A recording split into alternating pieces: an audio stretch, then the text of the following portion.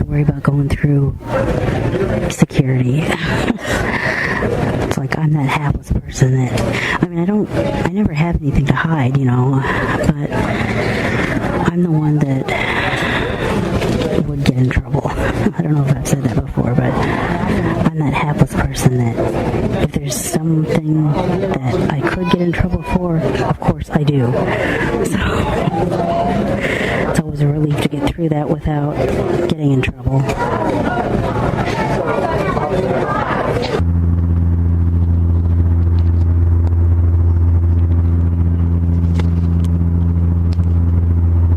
Yeah, that was a loud plane. I don't know if it was because it was smaller and so there was nothing between us and like where the engine would be or what, but that was a loud plane.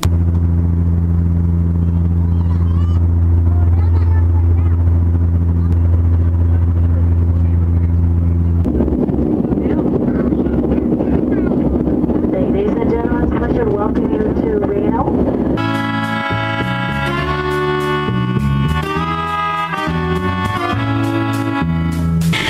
Okay, I am at the hotel now. What a tricky TV. I don't even expect to be changing this very often. Unless I call front desk and get help, I guess, but that's definitely not the most accessible TV I have ever dealt with, far from it. By accessible, I mean blind person user friendly. That's a good thing about my cable company back home, Comcast, which they actually have a setting that you can turn on where it'll actually talk to you in a voice that tells you what's going on. But that's really the only complaint I've got about that hotel. It's a great place, but there's nothing accessible about that TV. You turned it on, and it didn't have any kind of sound at all. Of course, I know that in this day and age, TVs take forever to even turn on. But then what happened was it showed on the screen, there was a menu of on-demand or live TV or hotel TV or something. None of that talked. And then even when you called in sighted assistance to get to what you wanted, you couldn't really change it. There was no such thing as voice guidance available. Obviously, once I got the TV going, I enjoyed it.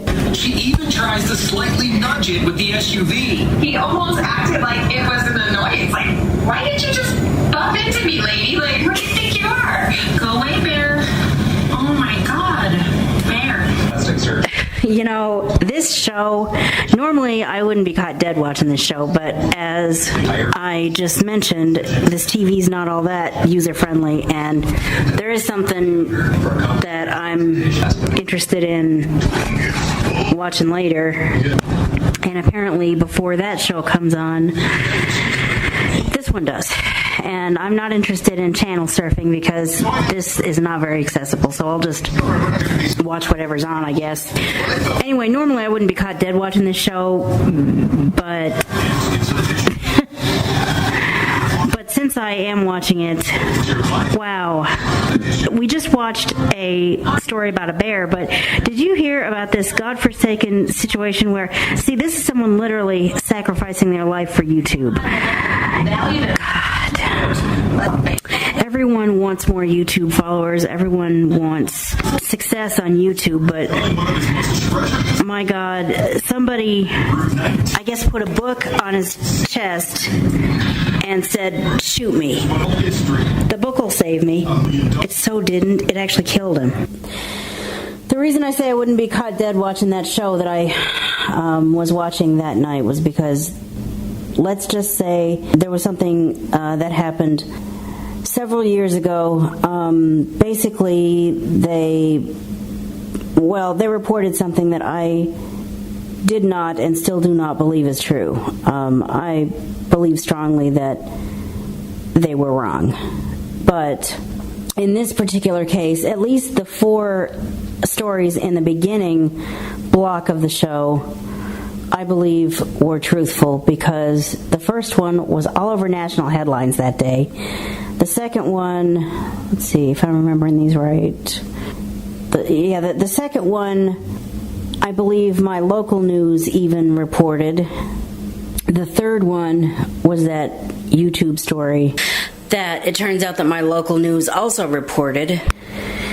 And the fourth one I have been able to find a lot on YouTube. Not only did I find a computer voice reading a newspaper article about that, but it was apparently featured on CBS This Morning. I really wish I would have been able to see that.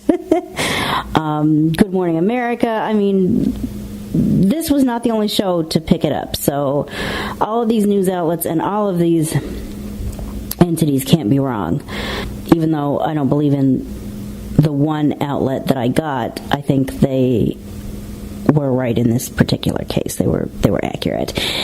Anyway, as far as that YouTube story, I wish they wouldn't have been. Because in this case with this guy who passed away because he and his girlfriend did something stupid to get more YouTube viewers. I mean, obviously it was an accidental death, but even the girlfriend apparently recognized the danger of the situation. I mean, she, I guess, tweeted, "My boyfriend and I are about to do the most dangerous stunt ever for YouTube.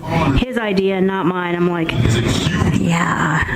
I mean, honestly, I would rather never make a penny on YouTube than make a killing and get killed trying to do it.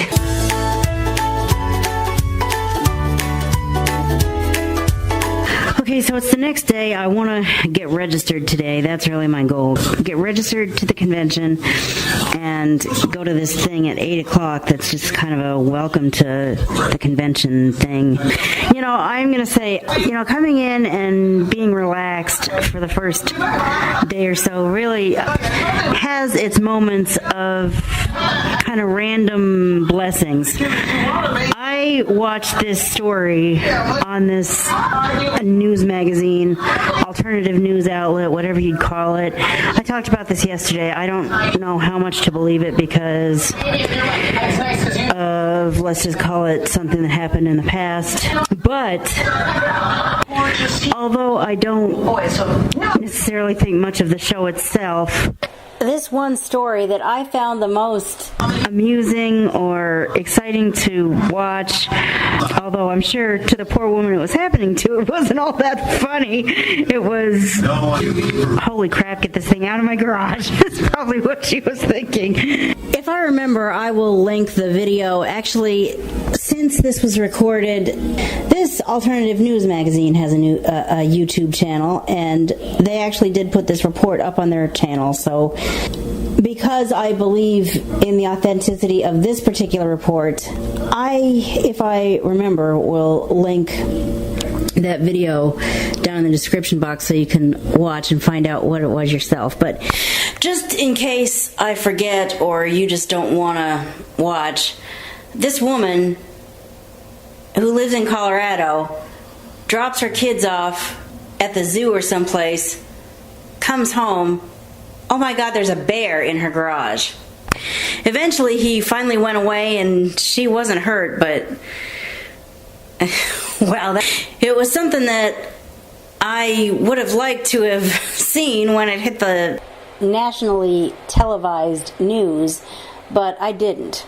And the point is, I never would have seen this. I would never have watched this show if it had not been for me wanting to watch a show later. And this TV is just impossible. And when someone was cited there, I was like, okay, let me just put it on this channel and stay there. And what was this channel playing before what I really wanted to watch? This darn alternative news outlet that gave me something to enjoy.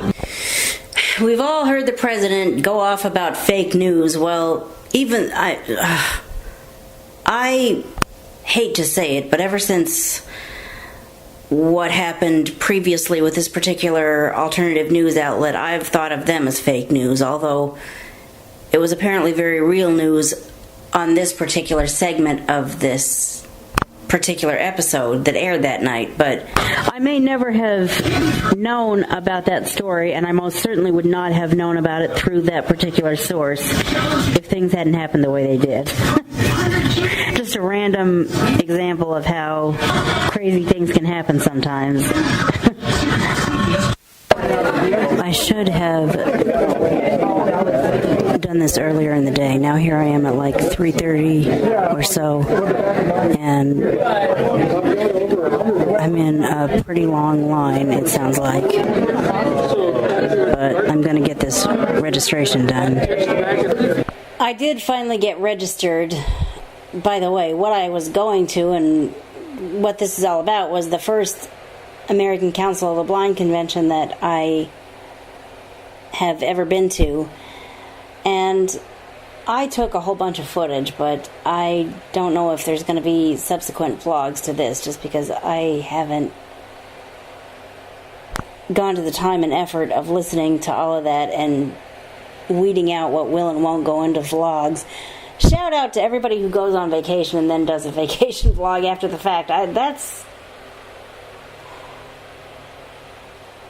me having thought about doing my first one, but kind of bailing at this point. I don't know how y'all do it. I'm at they call it Welcome to Nevada party right now. Apparently it's literally a party with music and everything, as you can well hear.